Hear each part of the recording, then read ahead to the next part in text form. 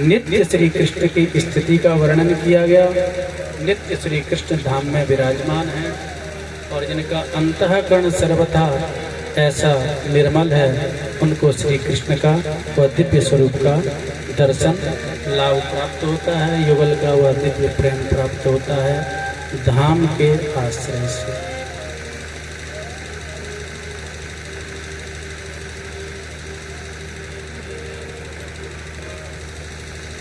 लेकिन बस जो संतों ने कहा है, धाम अति उदार है, धाम का आश्रय अति सहज है, लेकिन धाम के वास के साथ धाम की रहनी आ जाए। औषधि के सेवन के साथ में जो डॉक्टर परहेज आदि जो बताता है उसके साथ में उसका भी निर्वहन हो जाए तो औषधि अतिशीघ्र लाभ पहुंचाने वाली होती है। उसी प्रकार से धाम का वास अति दिव्य है, अति सहज है, लेकिन बस श्री जी ठाकुर जी ऐसी कृपा करें, पूज्य गुरुजन ऐसी कृपा करें, पूज्य संतजन ऐसी कृपा करें कि धाम की उस रहनी का प्रकाश हो जाए, धाम की रहनी आ जाए। जिन जिन विशिष्ट महापुरुषों ने धाम का आश्रय लिया, रहनी के साथ में लिया,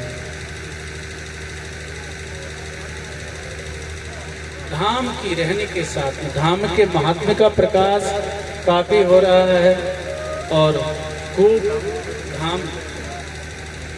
इस समय तो धाम में खूब यात्री और खूब आते हैं वैष्णव जन, लेकिन बस उसके साथ में रहनी कि उपासना की भावना से आए और वह पूरा दृश्य, उस पूरे दृश्य का दर्शन श्री राधा रानी ब्रज यात्रा में हो जाता है। यहाँ का प्रत्येक यात्री उसी रहनी से रह करके यात्रा संपन्न करता है। वही नाम संकीर्तन, वही तपोमय जीवन, वही साधना में जीवन। तो धाम का वास, एक संत कहते थे, बोले यहाँ आमदनी भी बहुत है और खर्चा भी बहुत है, तो सावधानी रखनी चाहिए। यहाँ आमदनी बहुत है। अपने सहज सत्संग में वह कह रहे थे तो उनके साधकों ने पूछा कि महाराज जी क्या अब मैं आमदनी और ये थोड़ा समझ नहीं आया, क्या महंगा क्या? तो उन्होंने कहा भैया यहाँ आमदनी भी बहुत है और खर्चा भी बहुत है। बोले कैसे? बोले यहाँ अध्यात्म की आमदनी भी बहुत कर सकते हो, खूब भजन कमा सकते हो, खूब भजन कर सकते हो। संतों ने तो यहाँ तक कहा है, और ठौर जो जतन करे, श्री ध्रुवदास जी महाराज 42 लीला जी में कहते हैं, और ठौर जो जतन करे होत भजन तो नाय, और यहाँ फिरे स्वार्थ आपने और भजन फिरे कहीं पाए। और जगह भजन के पीछे पड़ना पड़े और यहाँ भजन ही पीछे पड़ जाए। सहज में संतों का दर्शन है, सहज में रज का आश्रय है, सहज में, अरे यहाँ के तो प्रत्येक संतों की अनंत महिमा है। तो भैया वो कहते थे, बोले यहाँ आमदनी बहुत है, यानी भजन अति सहज में यहाँ पर सद जाता है। अन्यत्र यदि हजारों वर्ष तप करने से जिस सिद्धि की प्राप्ति होगी, पवित्र ब्रजभूमि का आश्रय लेकर के एक क्षण भी यदि साधना कर ली निष्ठा पूर्वक, तो अन्यत्र जो हजारों वर्ष के तप का फल है वह ब्रजभूमि के आश्रय से सहज में प्राप्त हो जाता है। ऐसा संतों ने कहा। इसीलिए श्री ध्रुव जी महाराज को अब आगे हम लोग स्मरण करेंगे और वहां पर संतों ने लिखा है इस बात को, तत्तात गच्छ भद्रम ते यमुनाया तटम शुचि पुण्यम मधुवनम यत्र सानिध्यम नित्यदा हरे। यह श्लोक श्री नारद जी महाराज ने कहा है और इसकी टीका में आचार्यों ने लिखा है कि श्री ध्रुव जी महाराज को ब्रजभूमि में ही क्यों भेजा। तो टीकाकार लिखते हैं, बड़े दिव्य जो है श्री राधा रमण आचार्य जी निम्बार्क परंपरा के दिव्य टीकाकार हुए श्रीमद् भागवत के, और अपनी दीपनी उनकी टीका है अष्टाचार्यों की टीका में, तो उसमें वह 3 कारण बताते हैं। तो ध्रुव जी को सबसे पहले यहीं क्यों भेजा? बोले इसलिए भेजा क्योंकि सर्व तीर्थेभ्य उत्कृष्टत्वम शीघ्रम श्री कृष्ण प्रापकत्वम और श्री कृष्ण प्रियत्वम च, 3 बातें लिखी। तीनों का तात्पर्य है कि नारद जी जानते हैं कि अन्य सभी तीर्थों की अपेक्षा सर्वाधिक यदि किसी का महात्म्य है तो वह इस पवित्र ब्रजभूमि का महात्म्य है। कथा प्रसिद्ध है, प्रयागराज को तीर्थों का राजा बना दिया। सबरे तीर्थ प्रयागराज को कर देने के लिए जाने लगे, ब्रजभूमि का दर्शन नहीं हुआ। प्रयागराज ने कहा, भगवान से शिकायत की, सबरे तीर्थ कर देने के लिए आ रहे हैं लेकिन ब्रजभूमि का दर्शन नहीं हो रहा है। तो भगवान ने कहा, बोले भैया तो क्यों सबरे तीर्थन को राजा बनायो, अपने घर को राजा न बनायो। ब्रज तो हमारो घर है, नित्य धाम है। ऐसी महिमा। तो 3 बातें जो बताई, सर्व तीर्थेभ्य उत्कृष्टत्वम, सभी तीर्थों से अति उत्कृष्ट है। दूसरी बात, शीघ्रम भगवत प्रापकत्वम, अति शीघ्र भगवत प्राप्ति कराने वाली है ये भूमि। और तीसरी बात, भगवान श्री कृष्ण को अति प्रिय है, श्री कृष्ण प्रियत्वम च।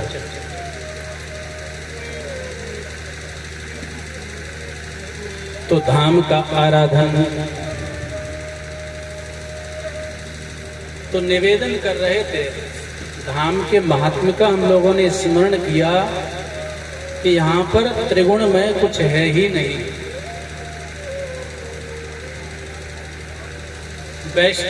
इसी को ब्रजभाव कहते हैं, इसी को गोपी भाव कहते हैं। एक बद्ध जीव होता है, सामान्य प्राकृत दृष्टि उसकी होती है। एक ज्ञान की उच्चतम भूमिका पे पहुंचा हुआ कोई साधक होता है, केवल उस चित्त सत्ता का साक्षात्कार करता है। उसकी दृष्टि ये नहीं रहती कि कौन गोरा है, कौन काला है, कौन स्त्री है, कौन पुरुष है।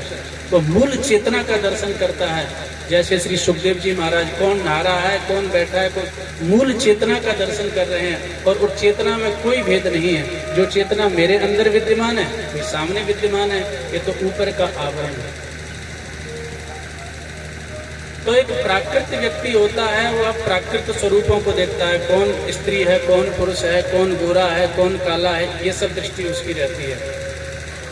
ज्ञान की उच्चतम भूमिकाओं पर जो पहुंच जाता है, वो केवल उस चित्त सत्ता का साक्षात्कार करता है, मूल स्वरूप का साक्षात्कार करता है। और जो भक्ति की उच्चतम भूमिकाओं में पहुंच जाता है, वह सर्वत्र अपने इष्ट का दर्शन करता है, अपने आराध्य का दर्शन करता है, सर्वत्र उसी की स्फूर्ति उसको होती है।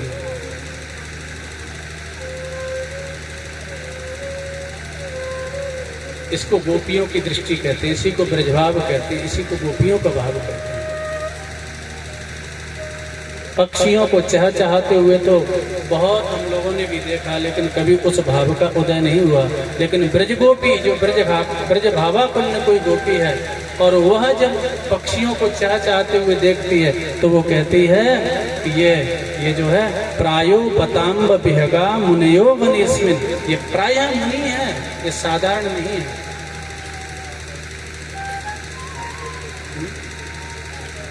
ऐसी दृष्टि होती है। एक वैष्णव भाव दे रहे थे कि कोई वैष्णव, कोई संत गहवर वन से होकर के जा रहे थे, तो वहाँ पर उन्होंने दर्शन किया। एक कोई प्राकृत बुद्धि का भी व्यक्ति था, और जैसे ही वहाँ से निकले तो वायु के वेग से लता हिलती है। दृष्टि का भेद देखिए, जैसे ही लता हिली तो जो प्राकृत दृष्टि से युक्त व्यक्ति था, उसने देखा, बोले देखो वायु के वेग से लता हिल रही है। एक ब्रज भावापन्न महापुरुष जा रहे थे, बोले अरे पागल कहाँ से, यहाँ पर जो प्राकृत वायु का प्रवेश ही नहीं है ब्रज में। बोले तो, बोले ये वायु के वेग से लता नहीं हिल रही, अपितु श्री राधा माधव युगल सरकार का दर्शन इस लता ने प्राप्त किया, इसलिए नृत्य कर रही है अति आनंद से युक्त होकर।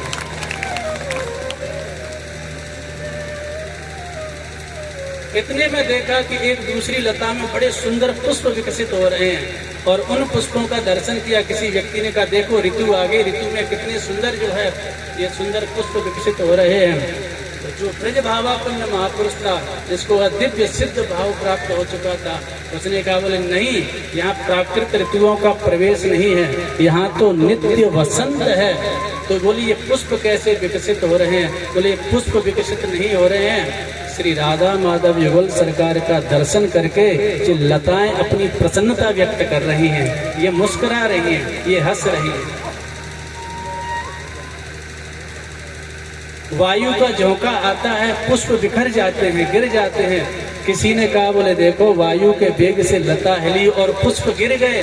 तो जो ब्रज भावापन्न महापुरुष था उसने कहा बोले भैया यहाँ प्राकृत वायु का प्रवेश ही नहीं है, ये वायु के वेग से कंपित होकर के लता से पुष्प नहीं गिर रहे हैं। बोले तो श्री राधा माधव का दर्शन करके लताओं ने सोचा कि इनके चरणों में क्या न्योछावर कर दें, तो इन्होंने अपने आप को ही युगल के चरणों में न्योछावर कर दिया। यह सब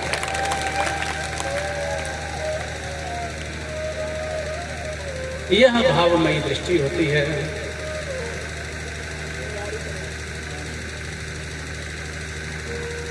इस दृष्टि का संपादन करना। तो निवेदन यह था, धाम के वास के साथ में, यात्रा के साथ में हम लोग धाम की रहने का आश्रय लेकर के परम पूज्य श्री बाबा महाराज ने सूत्र दिया। आज प्रातः काल एक ही सूत्र दिया कि सब में सद्भाव रखो। गुरुजन सूत्र देते हैं और समर्पित शिष्य जो होते हैं फिर उसी पर बृहद भाष्य की संरचना करते हैं। सब में सद्भाव रखो। सद्भाव का तात्पर्य है कृष्ण भाव रखो, आराध्य बुद्धि रखो, अपराध की आशंका ही प्रकट नहीं होगी। हमारे आचार्यों ने कहा सबसो हित निष्काम मति, वृंदावन विश्राम, श्री राधा वल्लभ लाल को हृदय ध्यान मुख नाम। ये धाम की रहनी का स्वरूप प्रकट कर दिया। अंतःकरण में नाम विराजमान हो, वाणी पर नाम विराजमान हो। इस रहनी से, इस रहनी का आश्रय लेकर के और धाम में विराजना चाहिए, धाम का आश्रय लेना चाहिए, धाम की रज का आश्रय लेना चाहिए। अनेक महापुरुषों ने इस पवित्र धाम की रज का आश्रय लिया है।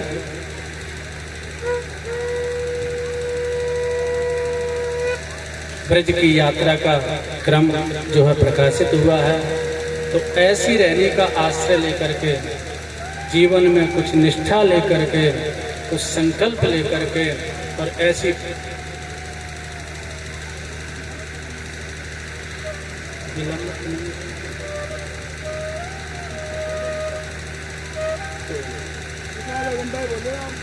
अच्छा तो हम जी तो निवेदन यह कर रहे थे, धाम की महिमा का प्रकाश, धाम का वास और धाम की रहनी का आश्रय, धाम की उस रहनी का आश्रय लेकर के और फिर धाम का सेवन करना चाहिए। तो अतिशीघ्र जो है वह प्रेम का प्रकाश होता है। धाम की अनंत महिमा, यहाँ के रजकण की अनंत महिमा। एक बड़ी दिव्य रचना पूज्य श्री बाबा महाराज की, और उस रचना का आश्रय लेकर के हम लोग आगे चलते हैं। पूज्य बाबा महाराज एक बड़ी सुंदर रचना में वहाँ पर बड़ा सुंदर भाव व्यक्त किया है। इस भाव को नंदोत्सव में प्रकट किया है। जब गोपियाँ जब नंदलाल के दर्शन करने के लिए जाती हैं तो जब गोपियां वहां पर दर्शन करने जाती हैं, गोप्यः सुमृष्ट मणिकुंडल निष्क कंठ्या चित्रांबरापति शिखाच्युत माल्य वर्षहि नंदालयम सबलया ब्रजतिर्विरेजु व्यालोल कुंडल पयोधर हार शोभा। वहां पर इस दिव्य छवि का प्रकाश किया गया है।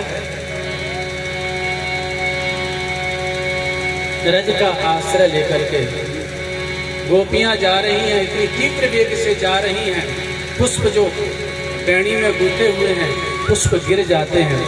संतों ने भाव दिया, बोले पुष्प क्यों बिखर रहे हैं, क्यों गिर रहे हैं?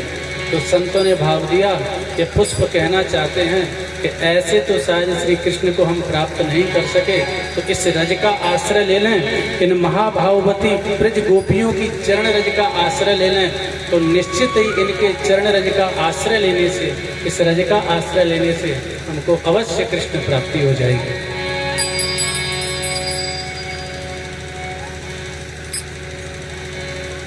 एक कवि का भाव था, चकोर ने चंद्रमा का दर्शन किया और चंद्रमा का दर्शन करके अनंत आकाश में वह चकोर उड़ता चला गया। जैसे ही अनंत आकाश में वो चकोर उड़ा तो मान लो चंद्रमा हंसा और चंद्रमा ने कहा, अरे क्यों पागल बनता है मेरे प्रेम में, तू मुझे प्राप्त नहीं कर सकता, तेरी इतनी ऊंची उड़ान नहीं है, इतना ऊंचा मैं हूं। लेकिन चकोर का प्रेम प्रसिद्ध है चंद्रमा से। चकोर फिर भी उड़ता है, चंद्रमा हंसता है, चकोर भी हंसने लग गया। बोले क्यों हंस रहे हो तुम? बोले मैं पहचान गया, आप ऐसे तो मुझे प्राप्त नहीं हो सकते, लेकिन दूसरा उपाय मेरी समझ में आ गया। बोले क्या? बोले अच्छा ये बताओ, चंद्रमा से पूछा कि आप कहाँ रहते हो? बोले हम तो भगवान शंकर के ललाट पर नित्य विराजमान रहते हैं। चकोर ने कहा तो बस हम समझ गए, हमको मार्ग मिल गया। बोले कैसे? बोले भगवान शंकर के ललाट पर आप विराजमान रहते हो और भगवान शंकर नित्य भस्म धारण करते हैं। इस शरीर को अग्नि में गिरा करके इस शरीर को दग्ध कर दूंगा, इस शरीर भस्म के रूप में परिणत हो जाएगा, रज बन जाएगा। जब भगवान शंकर उस भस्म को अपने ललाट पर धारण करेंगे तो बहुत कुछ दूरी आपसे हमारी नहीं रह जाएगी, अवश्य माफ करेंगे। ब्रज की रज में धूल बनो में ऐसी कृपा करो महाराज। ब्रज की रज में धूल बनो में ऐसी कृपा करो महाराज। ब्रज की रज में धूल बनो में ऐसी कृपा करो महाराज। ब्रज की रज में धूल बनो में ऐसी कृपा करो महाराज। कृपा करो महाराज, ऐसी कृपा करो महाराज।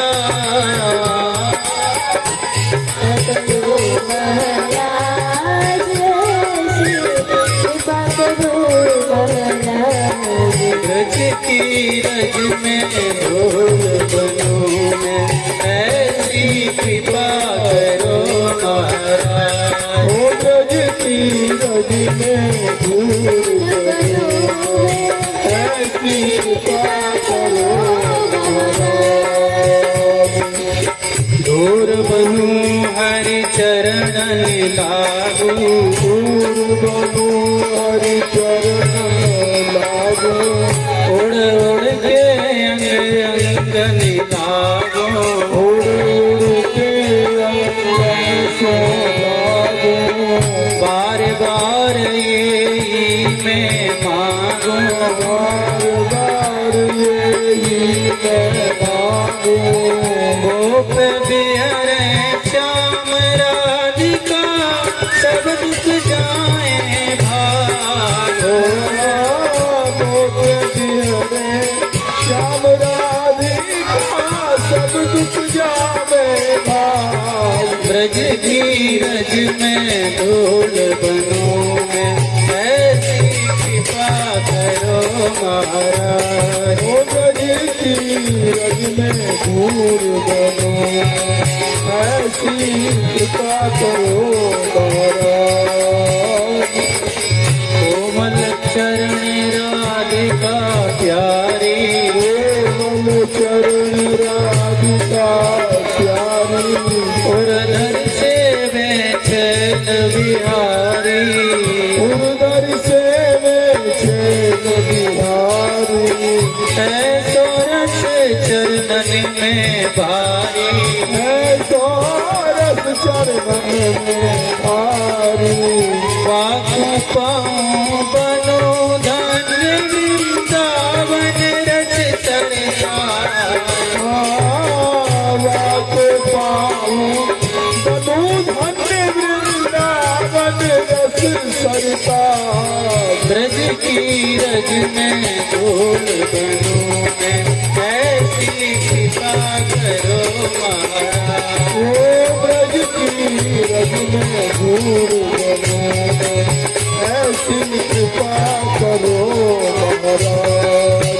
रज में खेले रंग मचावे, रज में खेले रंग मचावे, रज में हिल मिल रास रचावे, रज में मिल मिल रास रचावे, रज में फूलन सेज बिछावे, और रज में फूलन से बिछावे, रज में करें विलास जुगल मिले जाने रसिक समारो।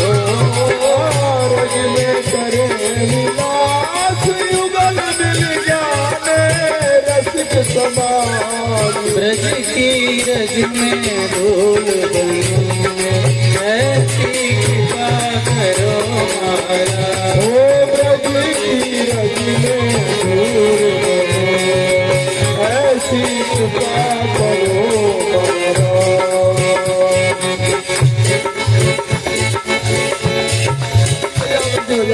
ब्रज की घोर श्याम को प्यारे, ब्रज की दूर श्याम को प्यारे, ब्रज की धूर श्याम को प्यारे, दूर श्याम को प्यारे, आई बाल कृष्ण मुखधारी, आई बाल कृष्ण मुरारी, चमकावे जसुदान कारी, चमकावे जसुदान कारी, माखन दूध दही तजी रोवे रज खावन के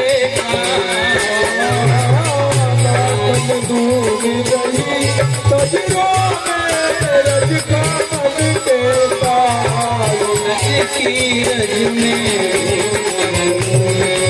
ऐसी कृपा करो, ओ ब्रज की ऐसी कृपा करो महाराज। कृपा करो महाराज, ऐसी कृपा करो महाराज। कृपा करो महाराज, ऐसी कृपा करो महाराज। रज की रज में धूल ऐसी कृपा करो महाराज। ओ ब्रज की रज में धूल बनो, ऐसी कृपा करो महाराज।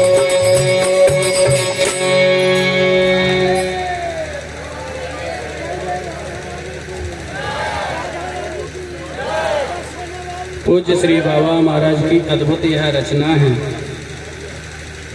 ये यात्रा का क्रम इस प्रकार से रज का आश्रय लेकर के रज के प्रति ऐसी वंदना की भावना रख करके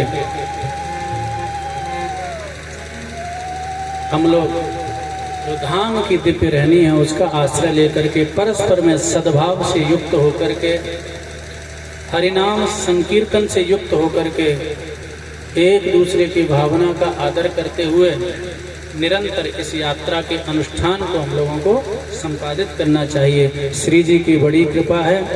पूज्य श्री बाबा महाराज की बड़ी कृपा है। ब्रज यात्रा का क्रम ऐसा नहीं कि अभी नूतन नया ही कोई प्रक्रिया आरंभ हुई है। यह आरंभ से ब्रज यात्रा का क्रम चला आ रहा है।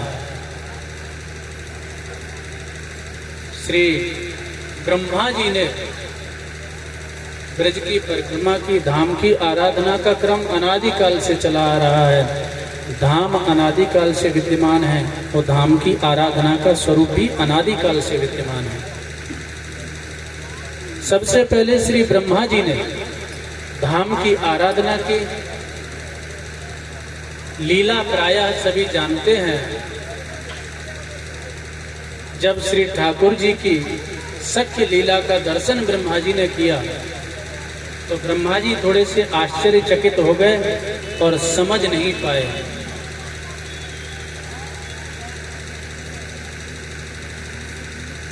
शास्त्रों के अनेक स्वरूप हैं। मुख्यतः 3 पक्ष शास्त्रों में वर्णन किए गए हैं। एक सिद्धांत पक्ष है, दूसरा लीला पक्ष है, तीसरा रस पक्ष है। अधिकार के अनुसार उसका चिंतन करना चाहिए। जिसका मस्तिष्क तीव्र नहीं है उसकी गति सिद्धांत पक्ष में नहीं हो सकती। यदि सिद्धांत पक्ष में गति चाहते हैं, शास्त्र का जो दार्शनिक पक्ष है, सिद्धांत पक्ष है, तो उसके लिए मस्तिष्क की तीव्रता आवश्यक है। लीला का विज्ञान समझना चाहते हैं, भगवान लीलाओं को यदि समझना चाहते हैं तो वो मस्तिष्क प्रधान व्यक्ति के अंतःकरण में नहीं आ सकती। उसके लिए भजन का प्रताप चाहिए, भाव की सिद्धि चाहिए, तब लीला का प्रकाश होगा। और जो रस पक्ष का विज्ञान है, रस तत्व की समीक्षा है, वह किसी ऐसे मुक्त और ऐसे रसिक किसी महापुरुष के आश्रय से, किसी समर्थ सदगुरु के आश्रय से और साधना की तीव्रता से जो रस पक्ष का विज्ञान है वह अंतःकरण में प्रकट होता है। तो ये क्रम है। ब्रह्मा जी ने माथा लगाया तो ब्रह्मा जी चक्कर में पड़ गए। आगे हम लोग और स्मरण करेंगे कि ये कैसे भगवान हो सकता है। भाई परीक्षा ले लूं, तो जैसे ही परीक्षा लेने को हुए और वो ब्रजवासी बालकन को चुरा लियो, बछड़ान को चुरा लियो, और भगवान ने वैसे ही स्वरूप या भागवत में वर्णन है, वैसे ही बछड़े और उन ब्रजवासी ग्वाल वालों के रूप में अपने आप को प्रकट करके वह लीला संपादित की है। ब्रह्मा जी को बड़ा पछतावा हुआ, आकर के भगवान की स्तुति की है। तो भगवान ने कहा, तुमने मेरे नित्य परिकरों का अपराध किया है ब्रह्मा जी, धाम का अपराध किया है। ब्रह्मा जी ने खूब स्तुति की। पहले तो भगवान बोले ही नहीं, और ब्रह्मा जी कहते हैं, एक वाक्य भागवत में कहते हैं, बोले नाथ, मैं समझता था कि इस विश्व ब्रह्मांड का सबसे उन्नत पद मुझे प्राप्त है। ब्रह्मा जी की गद्दी सबसे ऊंची गद्दी है ब्रह्मांड में। तो ब्रह्मा जी ने कहा कि मैं अभी तक समझता था कि इस विश्व ब्रह्मांड का सबसे उच्च पद मुझे प्राप्त है, मेरे से बढ़कर के दुनिया में और कोई भाग्यशाली नहीं है। लेकिन जैसे ही मैं इस दिव्य ब्रज भूमि में आया, ब्रज के वैभव का दर्शन किया, यहाँ की दिव्य भाव राशि का दर्शन किया, इन ब्रजवासी ग्वालवाल सखाओं के भाग्य का दर्शन किया, तो महाराज तब मुझे समझ में आया कि मैं तो कुछ भी नहीं हूँ, कोई मेरा सद्भाग्य नहीं है, कोई मेरा सौभाग्य नहीं है। मेरे तो सौभाग्य का उदय उस दिन होगा, हे नाथ यदि आप कृपा कर दें तो। बोले क्या? बोले तद भूर भाग्य में जन्म किमप्य टप्याम यद गोकुले पिकतमांघ्रि रजोभिषेकम। श्री ब्रह्मा जी करें इस बात को, इस ब्रह्मांड के सबसे उच्चतम पद पर जो आसीन है, वो कह रहे हैं कि हे नाथ तदभूर भाग्य बिह जन्म किमप्य टप्याम यद गोकुले पिकतमांघ्रि रजोभिषेकम। मैं उस दिन अपना सौभाग्य समझूंगा, अपने जीवन को सार्थक समझूंगा। किमपि अटप्याम, मैं ये नहीं कह रहा कि मुझे मनुष्य ही बना देना, मैं ये नहीं कह रहा कि मुझे किसी उच्च कुल में ही जन्म दे देना, किमपि अटव्याम, किसी भी अटवी में, किसी भी बीथी में, किसी भी कुंज में, किसी भी गली में, किसी भी मोहल्ले में, कहीं भी, और कुछ भी बना देना। तृण, गुल्म, लता, औषधि, वृक्ष, वनस्पति, पशु, पक्षी, मक्खी, मच्छर, जो कुछ भी बना दोगे मैं समझ लूंगा कि मेरा जीवन सार्थक हो गया, मुझे इस रज का आश्रय प्राप्त हो गया, उस दिन मेरा जीवन सार्थक।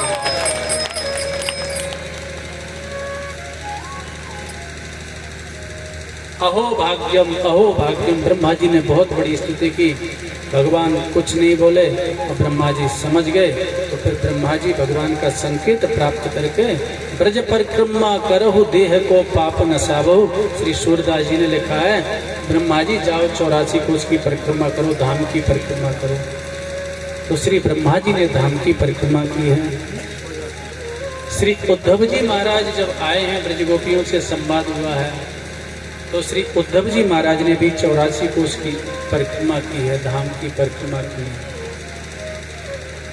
श्री विदुर जी महाराज ने भी धाम की परिक्रमा की है 84 कोस की। जब ये आचार्यों ने, संतों ने लिखा है, ऐसे अनेक महापुरुष हैं। ये सब कहने का तात्पर्य है कि धाम की आराधना का क्रम अनादिकाल से चला आ रहा है। श्री विदुर जी महाराज ने, और जैसे वो सभा का परित्याग किया है, और सभा का परित्याग करके सबसे पहले ब्रज भूमि का आश्रय लिया है। बोले काफी दिन से मन में था परिक्रमा करूं, परिक्रमा नहीं कर पाया।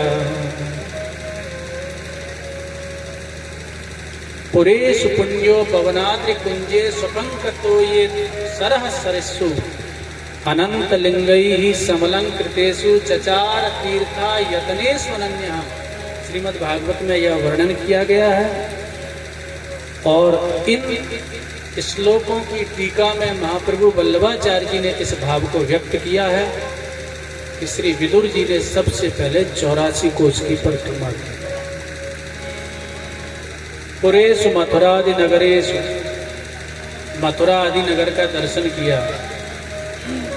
पुण्य बड़े दिव्य जो यहाँ के वन है, पुण्य उपगणेशु, दिव्य गहवर वन है, विहार वन है, भांडीर वन है, महावन है, ये सब आप लोग दर्शन करेंगे। और श्री विदुर जी महाराज प्रत्येक तीर्थों को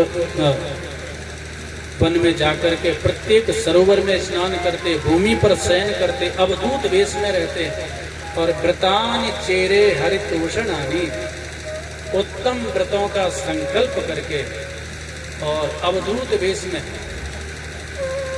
कोई पहचान ही नहीं सके। संपूर्ण श्री अंग में रज लगी रहती थी, भूमि पर ही शयन करते थे, नेत्रों से निरंतर अश्रु प्रवाह चलता रहता था। जिस लीला स्थली पर विराजमान हो जाते थे, उस लीला का स्फुरण अंतःकरण में होते ही भाव समाधि लग जाती थी। घंटों तक वहीं लीला स्थली पर विराजमान रहते थे, ऐसा वर्णन किया है।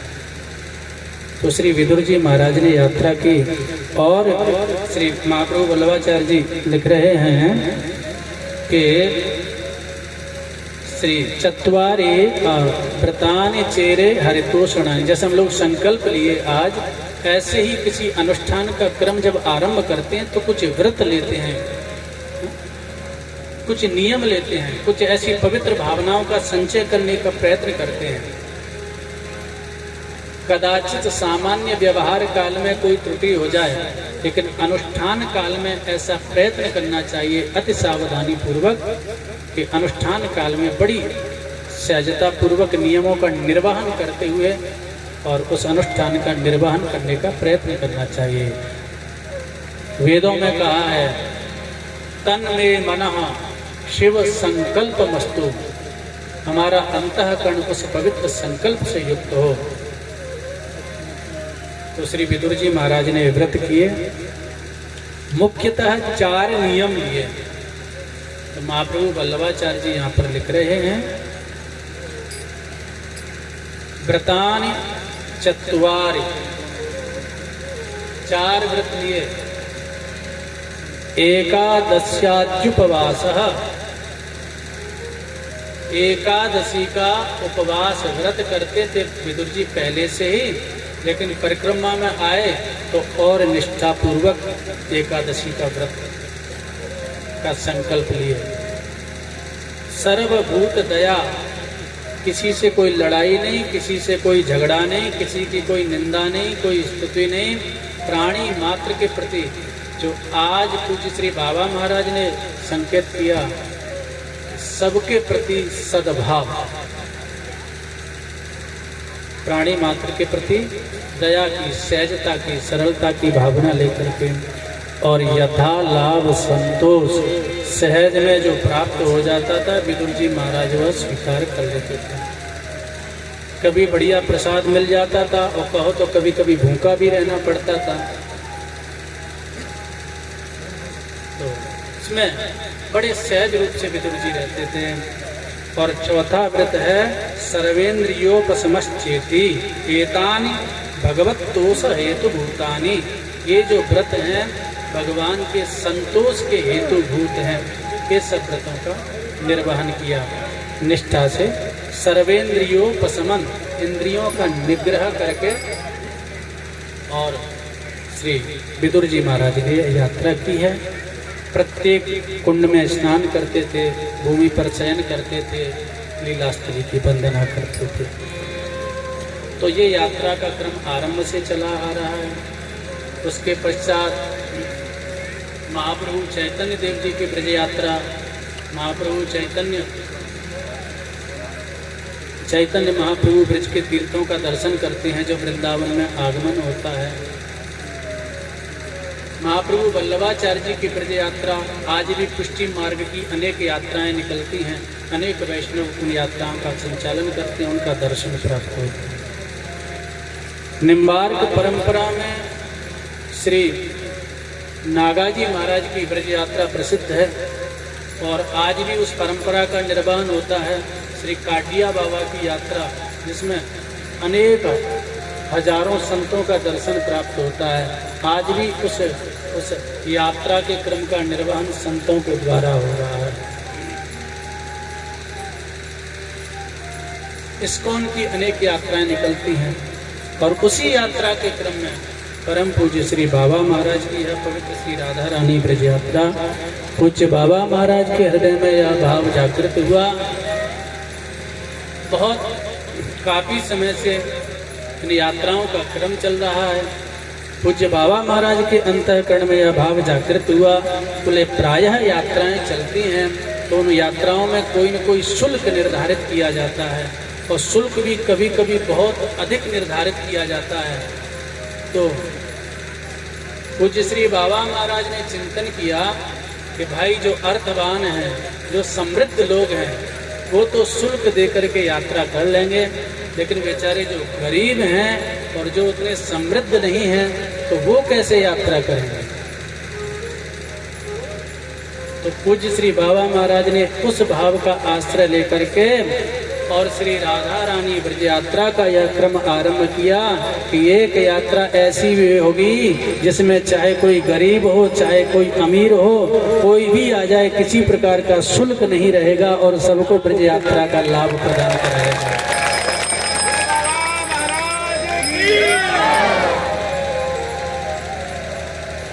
और यह यात्रा का क्रम श्री राधा रानी ब्रज यात्रा का क्रम आरंभ हुआ पूज्य बाबा महाराज की कृपा से और अद्भुत इसका स्वरूप प्रकट हुआ, जिसका हम लोगों को दर्शन करने का लाभ प्राप्त होता है। तो श्री राधा रानी ब्रज यात्रा के स्वरूप का दर्शन प्राप्त होता है। तो ऐसे ही यात्राओं का क्रम आरंभ। आज यात्रा के क्रम में प्रातःकाल हम लोगों ने संकल्प पाठ किया। ठाकुर श्री राधा मान बिहारी लाल जी की पूजा की, पूज्य श्री बाबा महाराज के चरणों की वंदना की और उसके बाद में यात्रा का क्रम आरंभ हुआ। तो सबसे पहले हम लोग पवित्र संकल्प का स्मरण करते हैं और संकल्प का तात्पर्य ये होता है सम्यक की कल्पना। मतलब कुछ अच्छे विचारों को अंतःकरण में आश्रय देने का प्रयत्न करना, सम्यक्त्व की कल्पना, कुछ निष्ठा, कुछ व्रत, कुछ नियम, कुछ मर्यादा, कुछ अनुशासन, कुछ वो साधन की पद्धति, उनको हम स्वीकार करें।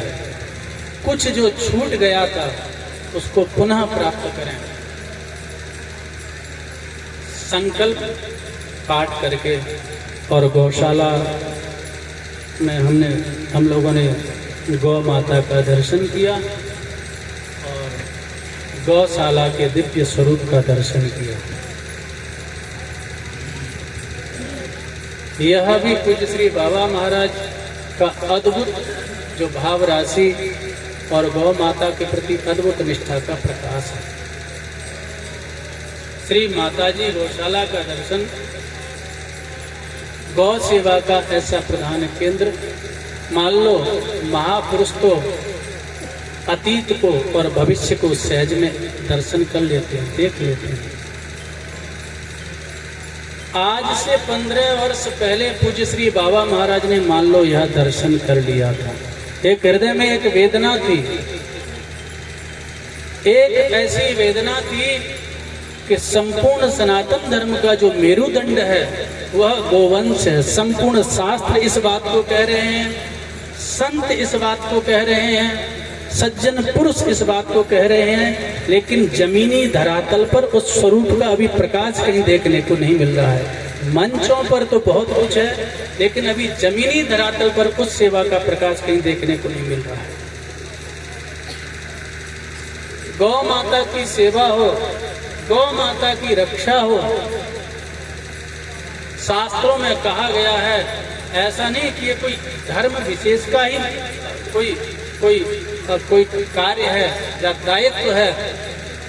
शास्त्रों में कहा गया है, गावो विश्वस्य मातरः। ये नहीं कहा कि गावो हिंदू जनानां मातरः, अथवा केवल ये नहीं कहा कि गावो विप्राणां मातरः, अथवा ये नहीं कहा कि गावो साधूनां मातरः, अथवा ये भी नहीं कहा कि गावो भारतीयानां मातरः। गावो विश्वस्य मातरः, संपूर्ण विश्व की माता। संपूर्ण विश्व की माता का तात्पर्य है संपूर्ण विश्व को उपकृत, संपूर्ण विश्व के ऊपर उपकार है गौ माता का। संपूर्ण विश्व का पोषण करने वाली है गौ माता, संपूर्ण मानवता की रक्षा करने वाली है गौ माता। तो ऐसी पवित्र गौ माता के ऊपर जब प्रहार, तो पूज्य बाबा के मन में इस संकल्प का उदय हुआ और इस पर यद्यपि आगे हम लोग चर्चा करेंगे। पूज्य बाबा कहते हैं कि आराधना से धाम के उस मूल स्वरूप का प्रकाश होता है। गौ माता की सेवा से बहुत लंबे समय से ब्रजभूमि का संबंध है, और ब्रजभूमि का तो है ही है, वर्षाना का विशेष संबंध गौ माता की सेवा से आरंभिक क्रम से ही है।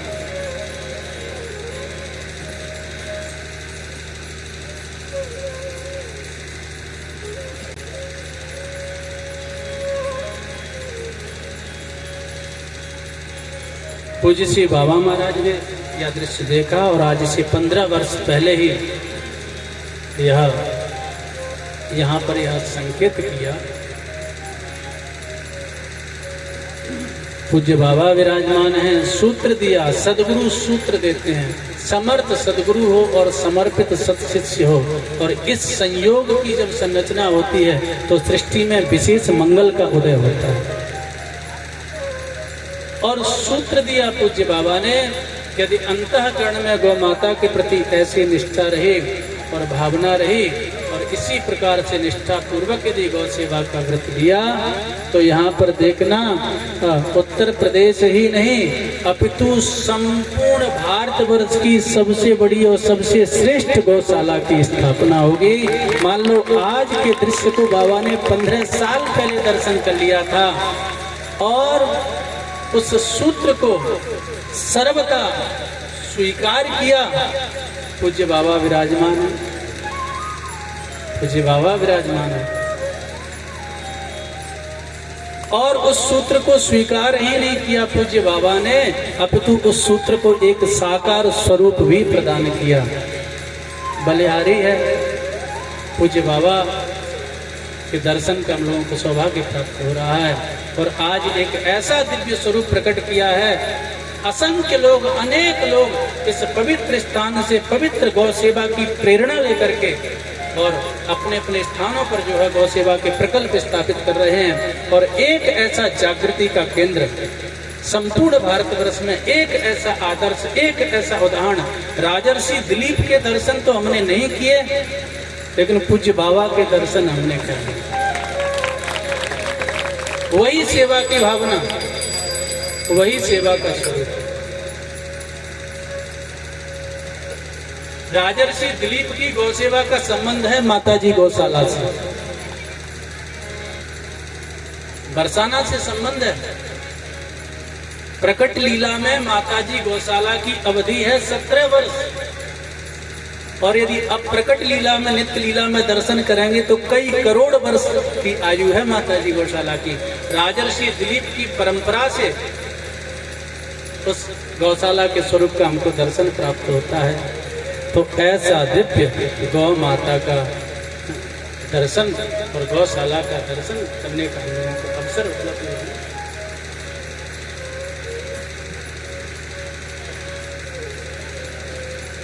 श्री कृष्ण को सर्वाधिक यदि कोई प्यारी है, गोविंद गोदुज सुरार्थ हरावतारा।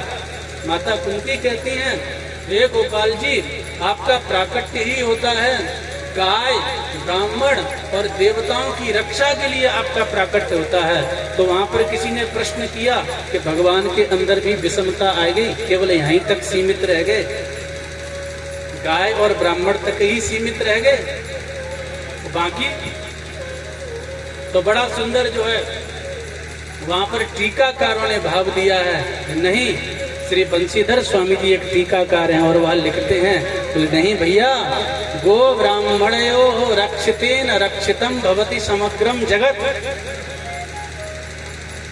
टीकाकार लिखते हैं, बोले नहीं, इसमें कोई विषमता का प्रकरण नहीं है। गाय और ब्राह्मण की रक्षा हो जाने से समग्र जगत की रक्षा हो जाती है। बोले कैसे होगी? बोले गो ब्राह्मणयो रक्षितेन रक्षितम भवति समग्रम जगत।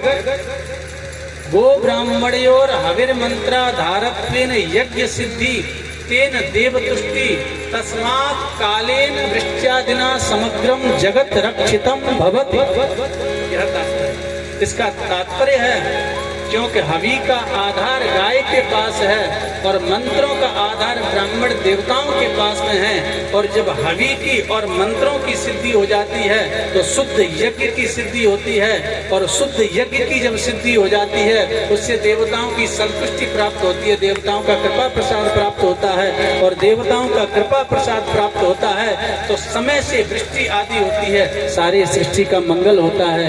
यज्ञाद भवति पर्जन्यः।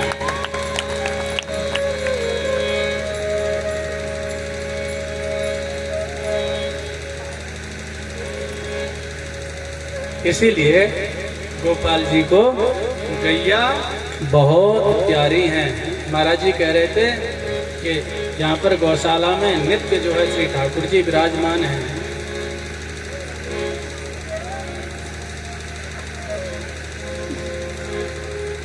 गैया लगे मोहि प्यारी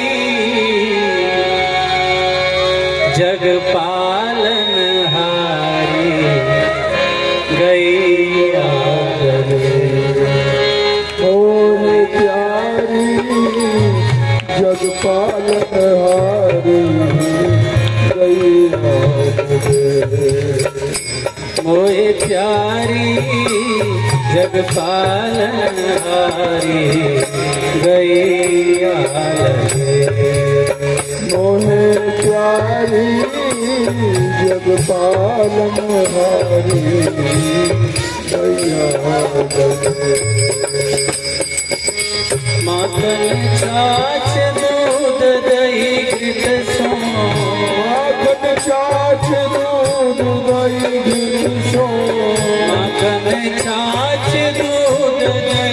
कृत शोभा छाछ दूध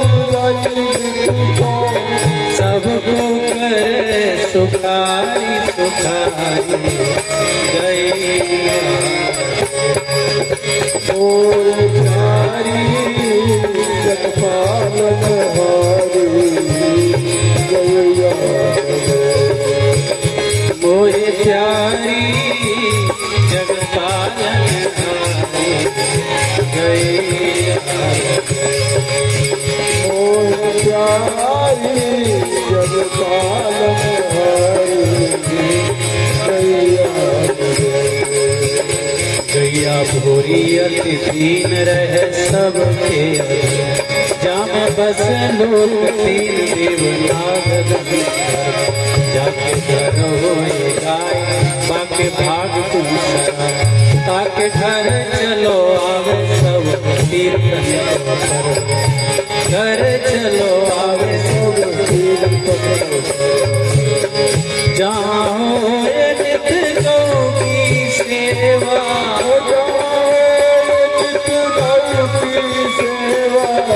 जहाँ होए नित गौ की सेवा गौ की सेवा कहाँ बस गिरधारी गिरधारी गैया और प्यारी जगपालन हारी गैया मोहे प्यारी जगपालन हारी गैया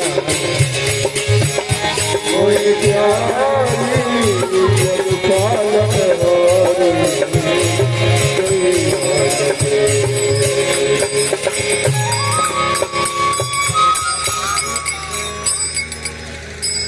श्री बड़ी मीठी रचना है और स्वयं ठाकुर जी कहवे तो यही ते सिद्ध होवे कि गौशाला में नित्य ठाकुर जी विराजमान है। बोले भक्त वत्सल भगवान की। अब आइए गौशाला से निकल करके हम लोग डबारा की ओर बढ़ते हैं। डबारा गांव का हम लोगों ने दर्शन किया।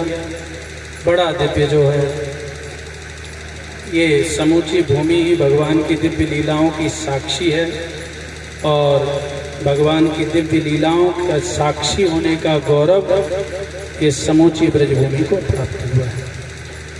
डबारा गांव में हम लोग पहुंचते हैं और भगवान श्री कृष्ण की श्री जी की जो 8 प्रधान सखियां हैं उनमें श्री रंग देवी जी के गांव का नाम है डबारा। विष्णु पुराण में लिखा है डबारो नाम ग्रामश्च दक्षिणायां दिशि स्थितः वीरवानो स्थितिस्तत्र सर्वगोपे सुधीवरः। ये श्री विष्णु पुराण में ऐसा संकेत प्राप्त है।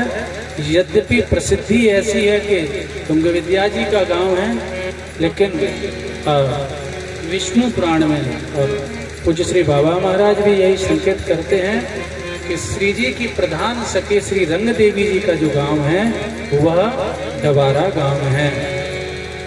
श्री सूर्यवती जी इनकी माता जी का नाम है और श्री वीर भानु जी इनके पिताजी का नाम है। तो श्री रंग देवी जी का गांव डबारा गांव है।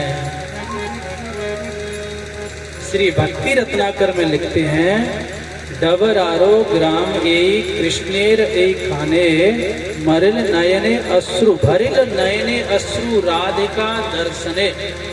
इसका तात्पर्य है श्री जी के दर्शन करके और श्याम सुंदर के नेत्र डबडबा गए, अश्रु पूरित हो गए, प्रेमाश्रु छलकने लगे, डबडबाने लगे, मतलब प्रेमाश्रु। तो उसी से फिर डबारा इस प्रकार से नाम पड़ा है। और श्री रंग देवी जी का यह जन्म भूमि है, प्राकट्य भूमि है। और डबारे ग्राम में ही श्री सूर्य कुंड का दर्शन किया। यहाँ पर श्री जी ठाकुर श्री जी क्योंकि सूर्य वंश में ही श्री जी का प्राकट्य हुआ है, हम लोग आगे स्मरण करेंगे। तो सूर्य की आराधना के लिए यहाँ पर श्री जी पधारती हैं। अथवा ऐसा भी वर्णन है कि युगल सरकार के दर्शन के लिए स्वयं सूर्य नारायण यहाँ पर आकर के विराजमान होते हैं और युगल सरकार का दर्शन करते हैं। तो श्री सूर्य कुंड का हम लोगों ने दर्शन किया। आगे नौवारी चौवारी का दर्शन किया, जहाँ पर श्री जी बाल लीलाओं में गुड्डा गुड़िया का खेल खेलती थी। छोटे छोटे गुड्डा गुड़िया और जैसे बच्चे खेलते हैं वैसे उनका विवाह कराना और उनसे खेलना, ऐसे वहाँ पर नौवारी चौवारी पर श्री जी की बाल लीलाओं की भूमि है नौवारी चौवारी, उसको भी हम प्रणाम करते हैं। आगे चल के रत्न कुंड का दर्शन किया। वहाँ पर रत्नों की खेती होती थी। कथा विस्तार से गर्ग संहिता में प्राप्त है। नंद बाबा ने जब श्री जी ठाकुर जी के विवाह का प्रकरण उपस्थित हुआ तो श्री वृषभानु बाबा ने बहुत से मोती वहां पर नंद बाबा के यहाँ पर भेजे। उन मोतियों को भगवान श्री कृष्ण खेलते खेलते ले गए और वहां पर जो मोती कुंड है वहां पर खेल खेल में उन मोतियों को बो दिया जमीन में। बाबा ने इधर देखा, कुछ दिन बाद अरे भैया वो मोती कहाँ गए? तो पूछा, अरे भाई यहाँ पर मोती रखे थे, बरसाने से आए थे, वो मोती कहाँ गए? बड़े दिव्य मोती थे। तो श्री कृष्ण ने कहा, बाबा उनको तो मैंने खेत में बोए दियो, माटी में बोए दियो।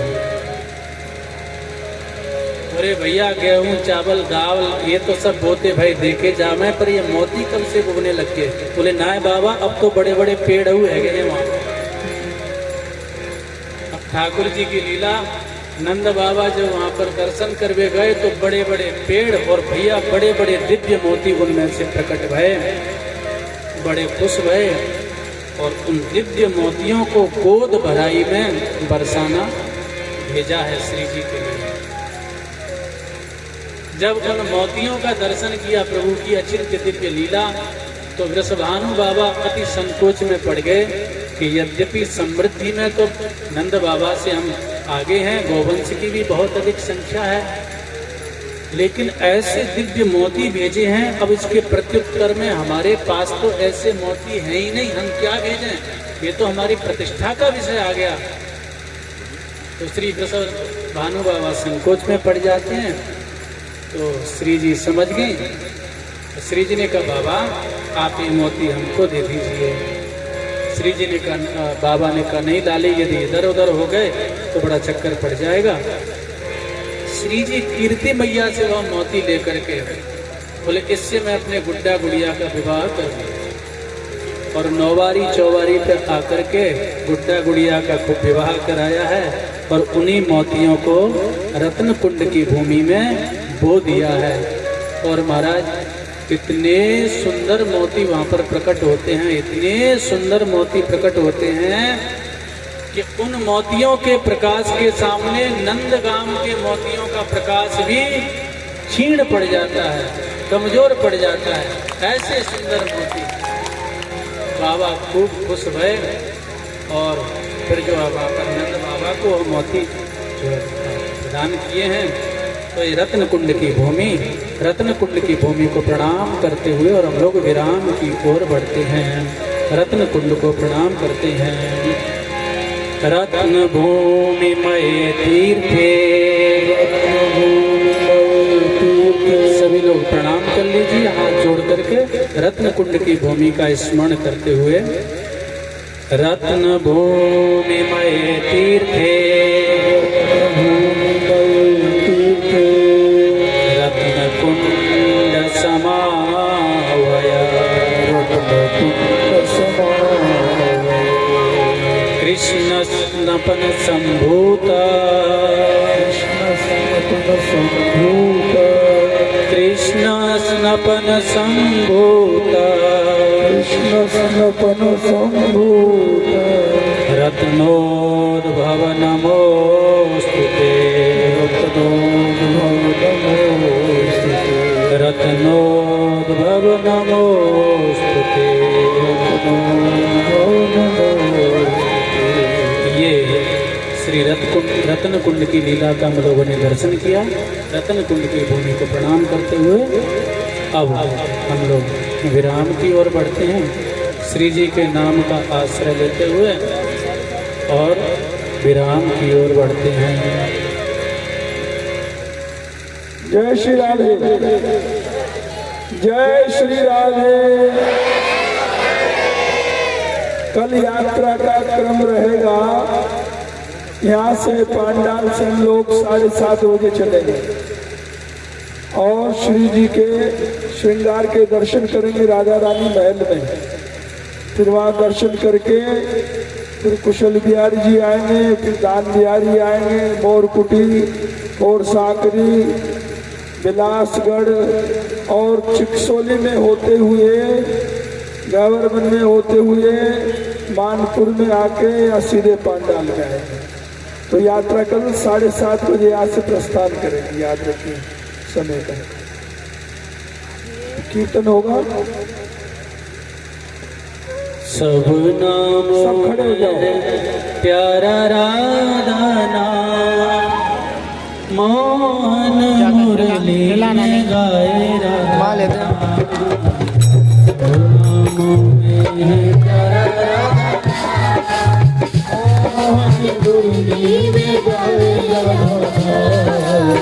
सब नामों में प्यारा राधा नाम, मोहन मुरली में गाए राधा नाम। सब नामों में प्यारा राधा नाम, मोहन मुरली में गाए राधा नाम। राधा गाए राधा गाए राधा गाए राधा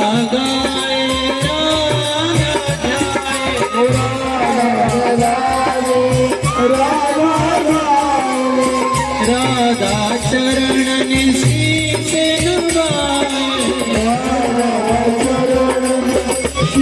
नवाए, राधा ही रखे हाथों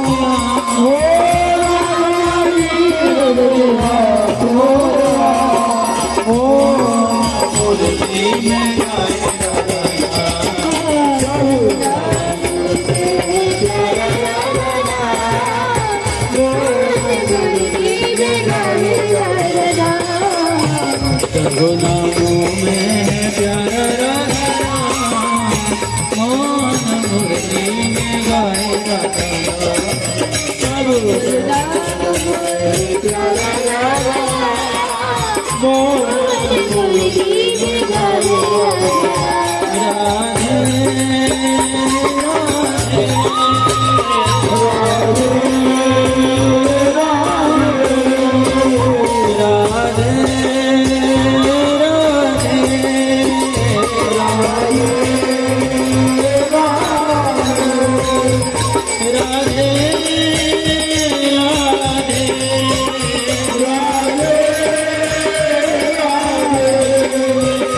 राधे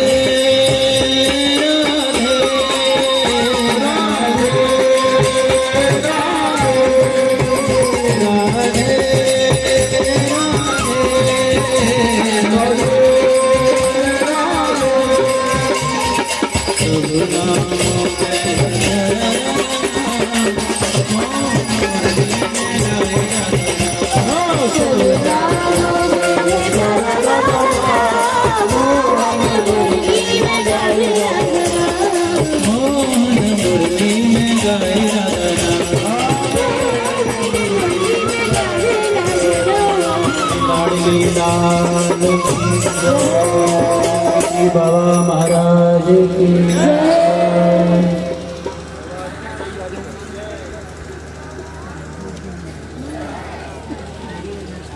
राधे राधे।